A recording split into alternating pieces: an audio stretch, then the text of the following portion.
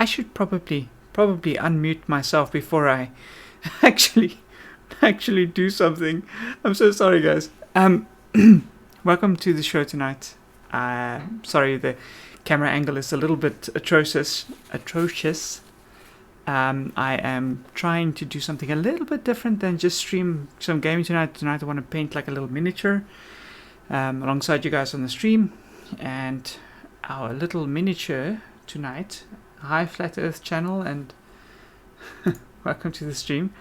Tonight I'm going to paint this. Let me see if I can just get it into focus. It's a little ninja turtle. That's basically what it is. And I wanted to paint it on stream so you guys can see the painting process that I use to paint my miniatures. I've got a lot of footage, pictures and stuff about my work that I've put on my Instagram page, mystic_bell, which you're welcome to go and have a look at and comment and whatever you want to. But yes, I won this adorable little figurine last weekend at a painting competition hosted by Madness 3D. And I wanted to give it some color because, first off, it's my favorite Ninja Turtle. And this is Leonardo from TMNT. He's the leader, and he sports the favorite weapon out of the turtles. Out of all the turtles, being the katanas. I just want to quickly double check something here online. Just give me a little second here.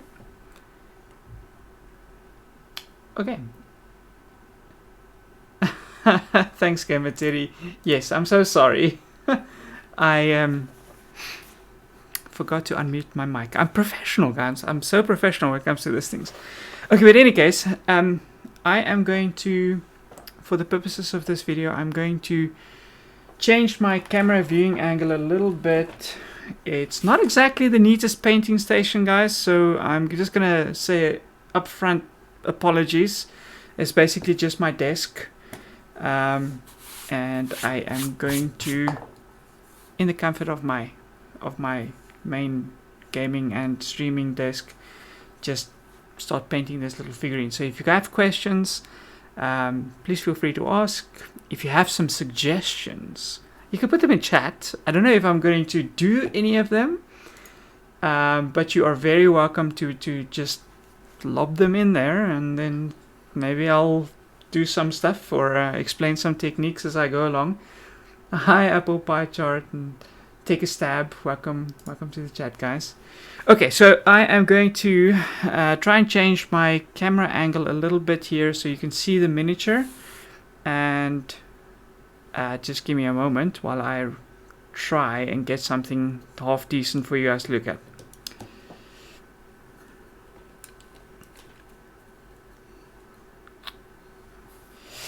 Okay, so we have our little guy here. Let's lift this a little bit. And as you can see, it's adorable. It's so adorable. So let's start with putting a little bit of green on this guy. So I'm going to grab this is a rather thickish brush, but that's okay because I just want to put some paint on this model. And quickest way to just get the base coat done is to use a bit of a bigger brush and use that to just slather some paint all over. Let's see, I could start with a bit of I could go for a nice deep green here, or I could go for a more vibrant green. Not quite sure what I'm going to do yet. So let's start with a nice dark undercoat, which is going to be this Wag Flesh from Citadel, which is a very dark, like a olive type of green. Oh, the paint's really thick, but that's fine. And we'll start putting some paint on all the bits where I need it. Luckily, this is I don't need to be too careful at this point in the painting process, because if I manage to paint something over the line there, or I manage to make some of his teeth green, that's okay. I'm going to go in later and just clean up some of the lines. For now, I just want to get some paint everywhere, basically, just everywhere, and from there on we'll take a stab. You are mean, yo. Thank you for the bits. Oh, okay, wait. Gonna have to like do a little thing here. Guys, I am so terrible at dancing that I would prefer not to do to be a part of frivolous activity. I'm joking. I'm joking. I know people love dancing. So I'll do a 5-second dance party. And let me just take my headphones off. Okay, so yeah.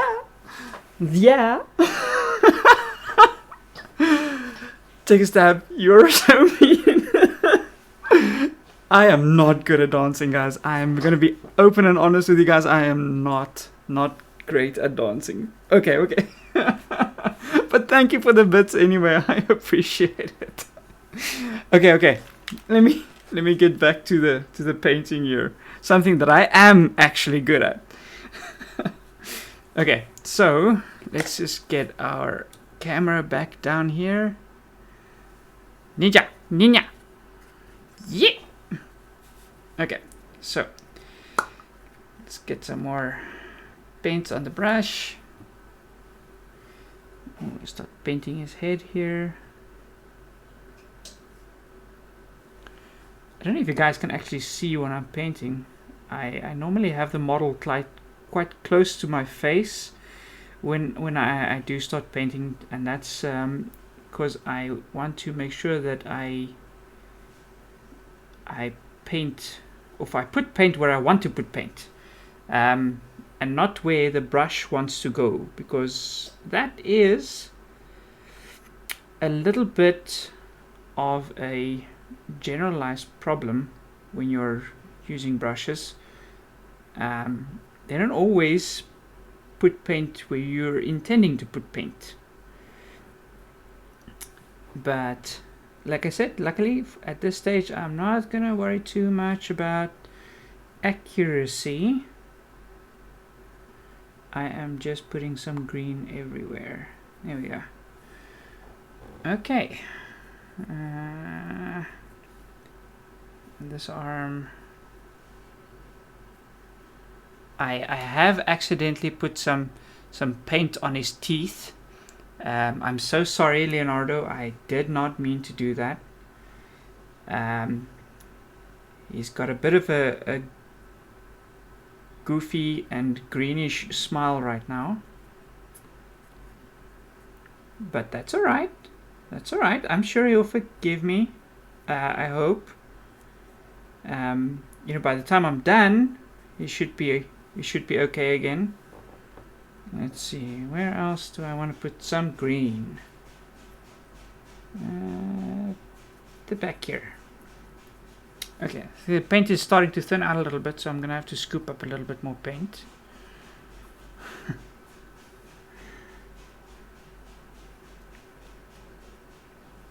And yeah, that's all material.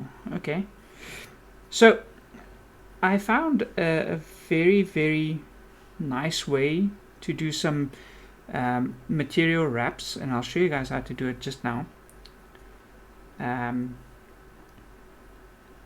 think we have green everywhere that I need it to be.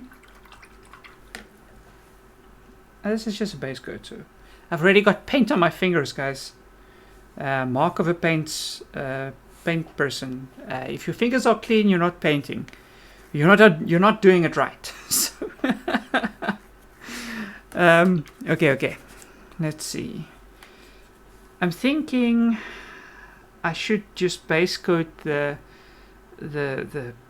material with it. That's a blue, and I can maybe base coat the swords a nice dark gray, and let's do the shell like a lightish. I'm thinking a lightish orange or maybe a light brown on both sides of here. I'm not quite sure, guys. What do you think is the proper color for the turtle shell on the inside plate? Anyway, okay, so enough of this green. Let's get another color out here. I have this amazingly beautiful blue. Just look at that. It's such a gorgeous color. It's called Teclis Blue, after the Archmage Teclis from the Age of Warhammer Age of Sigmar series. But oh, this blue is just, it's beautiful, guys. It is such a beautiful color. And let's put some on our model.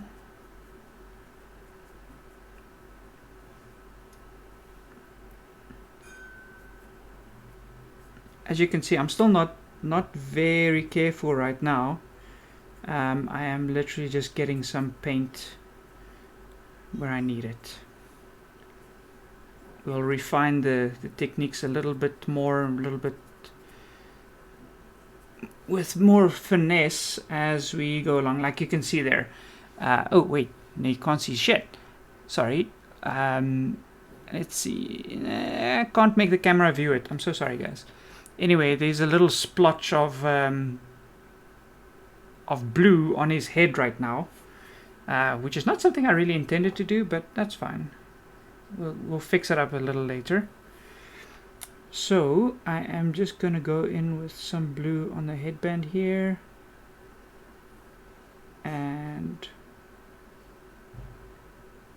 I'm gonna paint the eyes as well, and I'll go in later with a much smaller brush, and I'll just pick the eyes out again,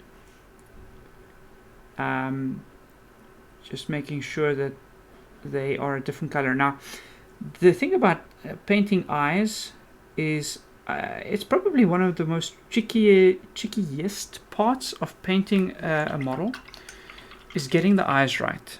And it's so easy on a model to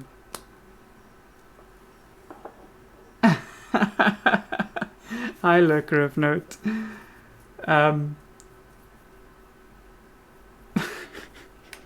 Yes, Jan, Take a Stab decided that it would be a great time. Sorry, I just bumped my mic. Be a great time for me to do a solo dance, something I'm super bad at, but apparently it amuses him, so I did a bit of a dance body.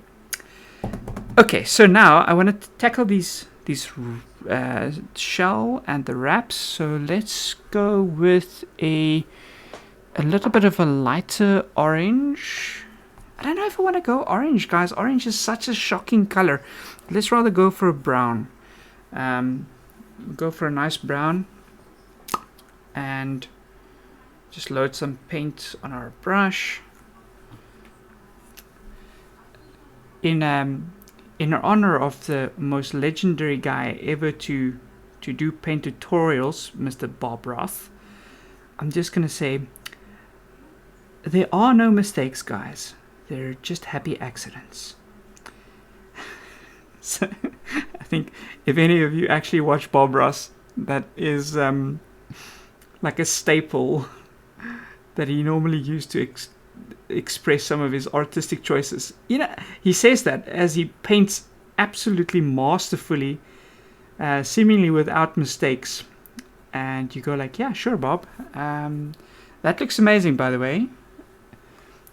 Hi, Wednesday. Mr. how are you? Well,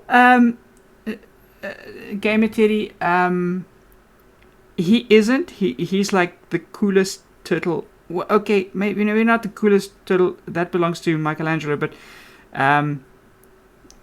he's the nicest turtle in my books because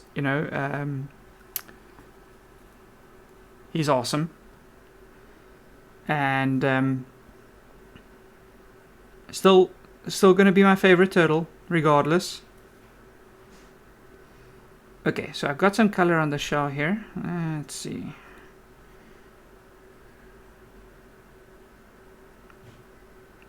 It's at the bottom of the shell here as well.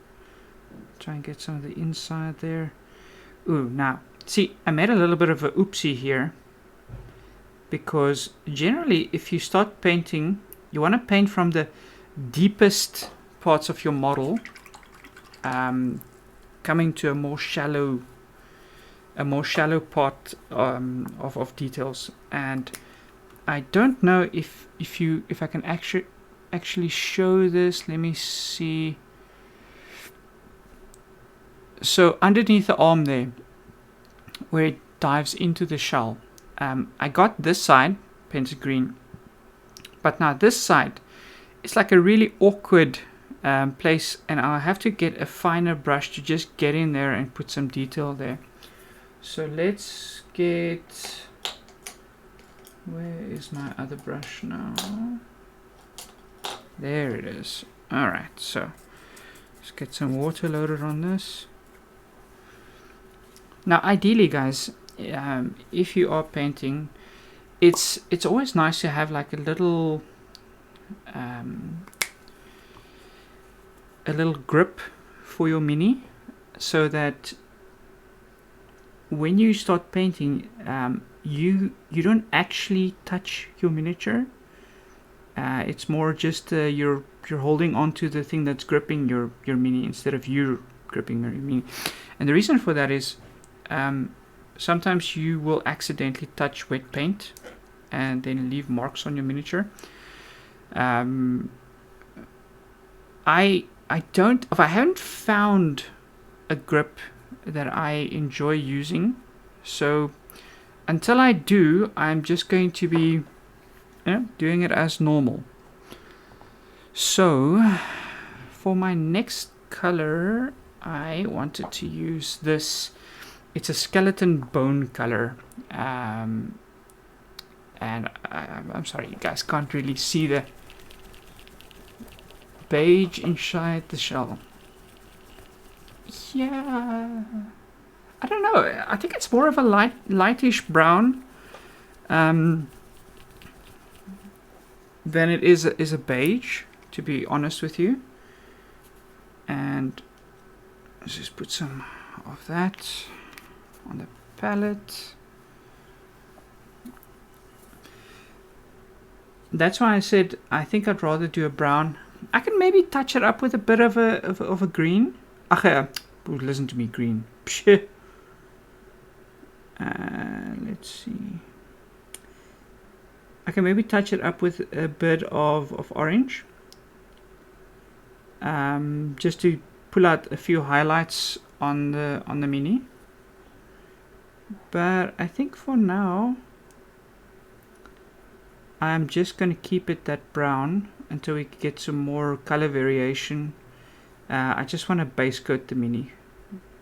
So base coating is super important, guys, because if you don't base coat first, you run the risk of accidentally touching other colors while you're base coating. Like, let's say you work the skull into like a very exquisite dry brush, fade, highlights, edge lining, the whole thing, and then you start painting the mask. Then you base coat the mask and you accidentally touch the skull, then all your work there is pretty much like, oh, okay, cool, I just ruined that. Then you need to go back in and fix the mistake you just made. So I think as a basis, then you should rather base coat the mini, because this step is rough. It's really, really rough, which is fine, because we're going to go in later and just fix all the mistakes that we're making right now. We're just slapping on some color, like very roughly. As you can see, I nicked the pad there with some paint, and if I wanted to remove that, since it's acrylics, I can literally just wet my brush, go over the area, and that'll just lift the paint right off. Now, the trick with doing this with acrylics is you want the paint layer at the bottom to be dry. Then you can remove the top layer with the technique I just showed you. If unfortunately the bottom layer is also still wet, you'll remove both layers with water. So you just have to be careful when you go in and do that. But okay. Let's see.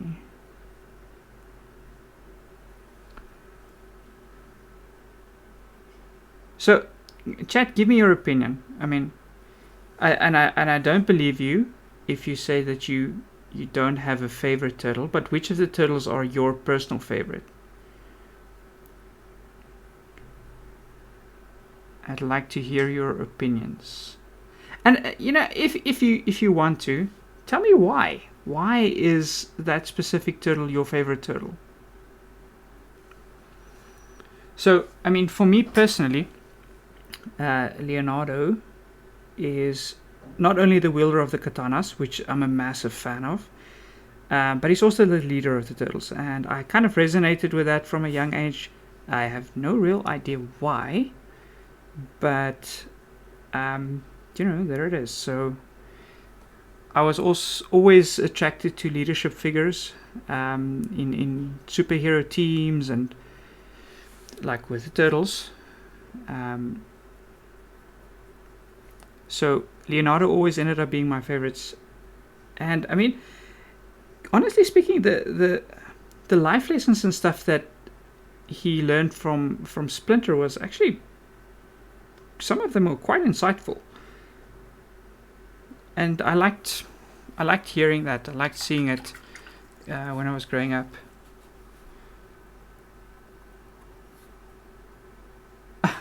Yes, Locro Note, I have.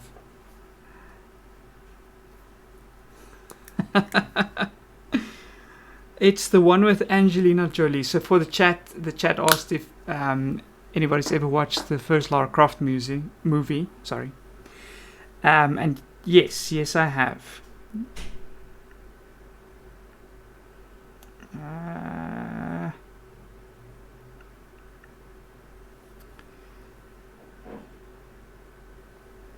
Let's just be a little careful about this band right now. I've already messed it up.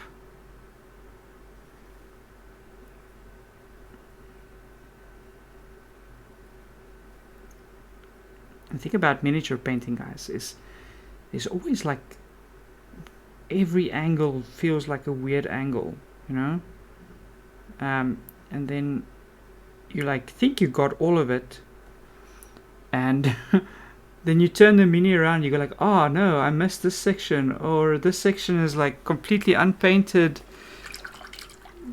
and you're like, oh jeez, it's in such a deep crevice that you go like, nobody will notice, it's fine, nobody cares.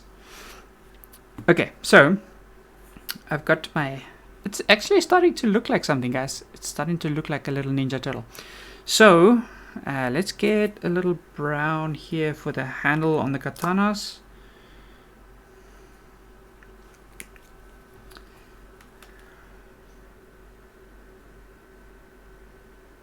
And we'll just go around.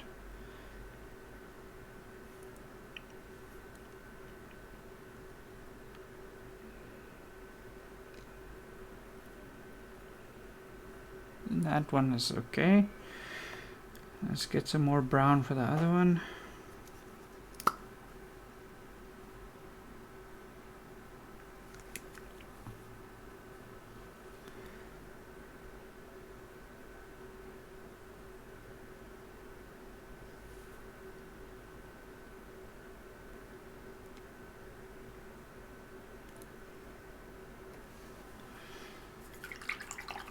Raphael, huh? See, now, that's interesting for me because Raphael is... He's one of those turtles that is extremely loyal, but like you said, he's a bit of a hothead. Such an angry little ninja. But in the end, you know, his brothers are his brothers, so he'll always like watch out for the other turtles, and you kind of gotta respect that, you know. But yes, he's a bit of a bad boy, and I think the other turtles know it. But I mean, at the same time, he's strong, courageous, and definitely an asset to the team. Well, when it comes to the... Well, I was going to say come to the fighting, but, you know, the turtles are all kind of pretty wicked fighters. So, let's just imagine that I never actually said that, and we'll just gloss over it. Yeah. Okay. Anyway, so, time to put a little bit of grey. Like a dark grey. Let's see. I've got a Asian grey here. That is like a... I'm going to use as the base coat for the blades. Okay. Let's put some grey. Like it's a very, very, very dark grey. But the reason that I'm going for this dark grey is going to become apparent soon. As soon as we actually start picking out some details and putting on some highlights on the model, then the dark gray is going to be really beautiful. So after this base coat is now done and dry, we'll give it like a minute or so.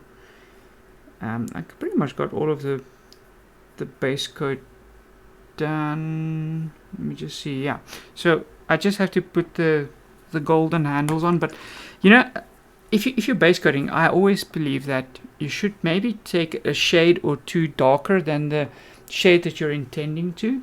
So instead of going a gold, I'm gonna go for a copper. So the Hashnot copper is gonna create a beautiful... Oh geez, I just need to shake this up. Give me a second. You could probably hear me shaking the bottle. I'm so sorry. But yes, it's going to create depth and contrast, which is what we want when we are finishing up the colors for this. Oh, geez, getting into that little crevice there is going to be a little challenging because I can't really see there. Okay, but... Okay, that's the first one done. So now I just need to get the second one. Then we'll have a little bit of a chat while we wait for this base coat to dry off. Then I'm going to start showing you guys a couple of techniques that we are going to use to bring this little guy to life. Right now he's a little bit of a 2D. He's a 2D character. Okay, so let's put him in his little pedestal there. Can you guys see the turtle? See the turtle, guys? Yeah? Okay, so as you can see, painting is quite time consuming. I mean, I've just put the very bare basic bones of a base coat on. That is step 2, actually. The first step will be to prime the model. And the reason that you want to prime the model is because it's going to help the paint stick better. So some resins and some plastics have an annoying tendency that if you put acrylics or paint on them, it just kind of slides right off. So the primer is going to give it a little bit of a rougher texture, and it's going to make the paint stick, which is super, super important when you're miniature painting. Then as soon as your primer is on, let it dry, You get like spray cans that specify primer, but we found that using like an airbrush or using just cheap paint cans is fine. You just need that initial paint of coat. Sorry, coat of paint. I'm so sorry, guys. Coat of paint on the model in order for it to help with the rest of the paint job. So what I'm going to be doing now, well, firstly, let's go see who else has joined us in chat. Sorry for the shaky camera. Hi, Alien Gathering and Frania with a 4. Welcome to the chat, guys. Feel free, guys, if you want to chat something or type something in chat. If you want to make a suggestion or you have a question, please feel free to do so, and I'll answer it as I can. If you are just looking for a little bit of background chatter noise while I paint the mini, then you're very welcome to do that as well. I find that painting is extremely relaxing and therapeutic, and it's probably one of the most rewarding hobbies that I've engaged in. As your skill in painting grows and you're putting out better and better and better work, it becomes such a satisfying hobby to see the progress that you're making. Now, I suppose that accounts for most hobbies, especially crafting hobbies. In the start, you're probably not very good. So, guys in chat, why don't you just let me know that if you have a crafting hobby, or if you've maybe done something like cosplaying or LARPing where you needed to craft your own costume.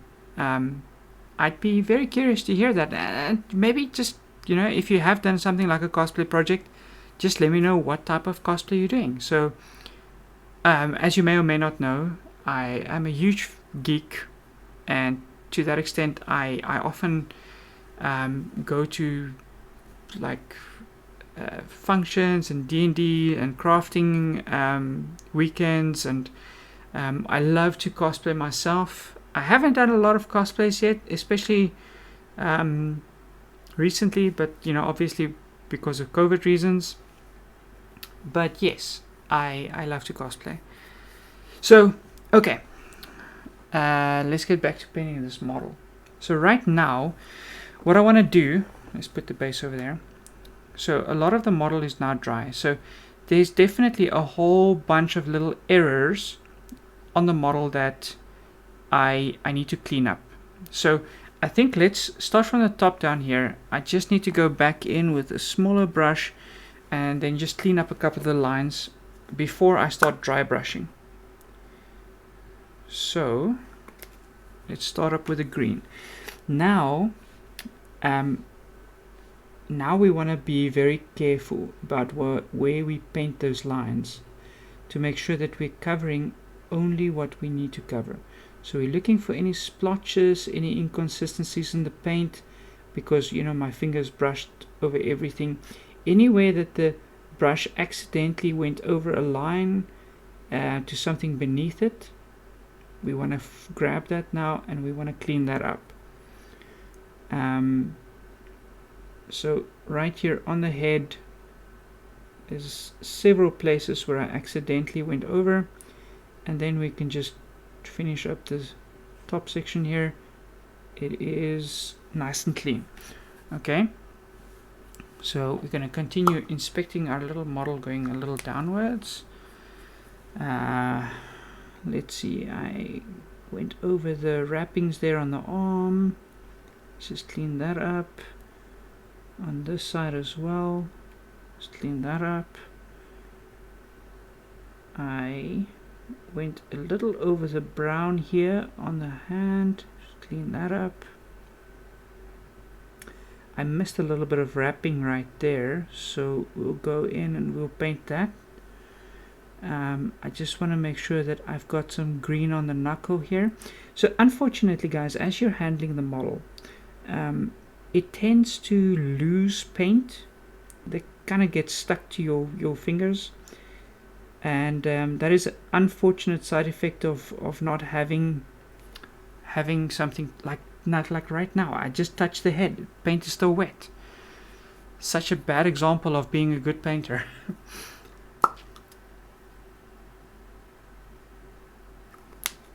Okay,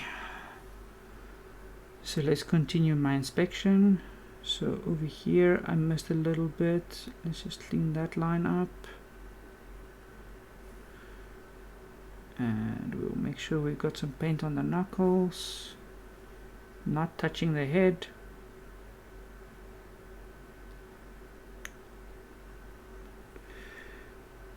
Okay, so now I just want to see that the brown didn't spill over from the shell onto the ninja, the turtle itself. And down here I just want to make sure that the toes still have some paint on them. Let's flip this guy over.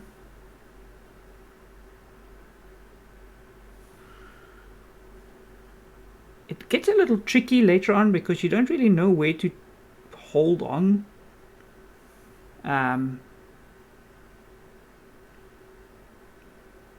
So you just kind of like grab and rotate, just making sure that you didn't actually strip paint while you were rotating your mini, or smudge paint where you don't want it. Okay, so I'm happy with the green right now. It's fairly clean. I might go in with the brown just to make sure that we don't have any on the any of the blue from the band, from this band, on top of the actual shell, because we want to pick out some detail on the shell. It's remarkably detailed for a print, and we want to make sure that that portrays nice and cleanly. And of course, just digging into that little crevice there for the knee pad, that is, and making sure that the paint on the handles are still good. So unfortunately, the brown I have right now, this graveyard brown, it's got the bad side effect of being a little thin. So sometimes when you slosh it onto your model, you don't get that nice coverage that you would. And you know, if you're painting with Citadel paints in particular, you'll notice that some of them have a tag on it that says layer, like I don't know if I cannot angle, guys, I am so sorry, but you'll notice that it says layer there, and that's also a layer, so it's going to be really hard to see on this one, but it says base. It says base right there. So the base is what you want to put as a base coat, and the reason for that is it's got very high pigmentation in it, and the pigmentation causes coverage to be really smooth and not transparent. So the layers are also high pigment, but not as high. And then of course you get stuff like your technical paints, like some of these, I cannot get a proper focus, they're called shades. They're washes, so they're really thin. The newer ones that they brought out now is called contrast. The contrasts are really interesting because they tend to pick out highlights and shades by themselves to a moderate degree. You still have to go in manually and pick out and highlight. But as a beginner painter, contrasts are pretty nice. They're pretty nice. You lean towards Michelangelo and Splinter. Yeah, well, if I had to pick... Oh, no, wait. If I had to pick a second turtle, I would go for Donatello. But Michelangelo was really cool because I loved his... I loved his love of pizza to start off with. And I loved the nunchucks. The nunchucks are a really interesting martial art weapon that is super difficult to master, and even more difficult to use in actual combat. Okay, so I have cleaned up a bunch of the lines. So now we're still like very loosely defined here. So what I'm going to do now is I'm going to do my dry brush. So let me get a dry brush. So if you guys look here, it's a soft bristled brush. I like it when the bristles are a little softer than compared to my other dry brush, which has got a little harder bristles. The soft bristles one tend to make a finer texture when you're dry brushing, and that's kind of what I'm looking for. So what I'm going to do is I'm going to pick out a lighter green. Let me just lean over here and grab it. Okay, so I'm going to pick out a lighter green. This is a rather old one. It's a layer called Skarsnik green. That makes a whole lot of sense, guys. Yeah, Skarsnik green is going to be perfect for this. And what we want to do as we're considering this dry brush, now, sorry for the stuttering, but in order for me to properly explain dry brushing, it is loading some paint onto your brush and then pretty much taking most of it off on a dry paper towel, such as the one I've got here. So you're just left with some very, very, very bare paint on the brush itself. And before you dry brush, you want to see where the light is going to hit your model. So let's say it's going to come over from the turtle's left shoulder. Then I want to start high dry brushing in this area. So the dry brush is going to be built up very gradually. It's not a really opaque thing that you're just slapping on your model. Yeah, you have to kind of build it up, and it takes a bit of patience, but the effect is immediately there. So you see that immediately you have this lighter spot on the skull. So we can take this a little bit brighter if we really want to, because why not? And then on the hand here, if I look at the model here, it's going to hit the arm there, it's going to hit the hand there, it's going to hit the knuckles over there and the toes, but nothing else. So that's more or less where I want to apply my dry brush. So we can go, if you struggle to build up the color, you can always go back in and load up more paint on the brush and then come back in for another dry brush session. So learning how to properly dry brush takes time and a little finesse, but the effect it brings to your model is, well,